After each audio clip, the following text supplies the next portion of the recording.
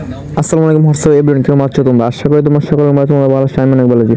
Guys, আজকের বিষয়টা হচ্ছে তোমরা যারা 2025 সালে ইতালিতে যেতে চাও তাদের জন্য খুব খুব ইম্পর্টেন্ট। আমার একটা বড় ভাই, তার একটু বয়সটা শুনবা, সে ইতালি সম্পর্কে কি বলেছে তার কথাটা তোমাকে অবশ্যই কমেন্ট বক্সে জানিয়ে দিবা।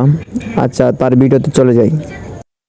ইতালিতে যারা 2025 সালের জন্য আসতে চান তাদের জন্য আমার পরামর্শ, তারা কখনোই দালালদের কাছে, যারা টিকটক, ইউটিউব, ফেসবুকে যারা দালালি করে, যারা পাসপোর্ট জমা নেয়, তাদের কাছে দেবেন না ভাই।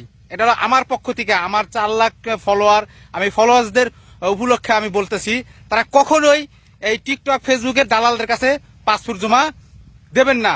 কারণ এরা কি করবে জানেন? এদের তো আপনি চেনবেন না, খালি অনলাইনের মাধ্যমে আপনারা চেনবেন।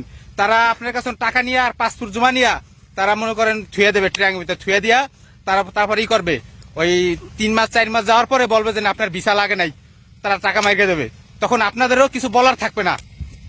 এই জন্য বলি, যারা অনলাইনে আছে তাদের কাছে পাসপোর্ট জমা নেয়, এরা হলো বাটপার ভাই। আমার কথাটা শুনেন ভাই, এরা হলো বাটপার, আস্তা বাটপার।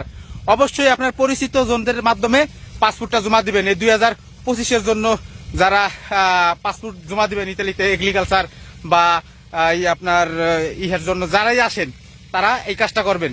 তো ভালো থাকেন, সুস্থ থাকেন, আর ভালো লাগলে বাইরে আইডা ফলোতে পাশে থাকবেন। আল্লাহ হাফেজ।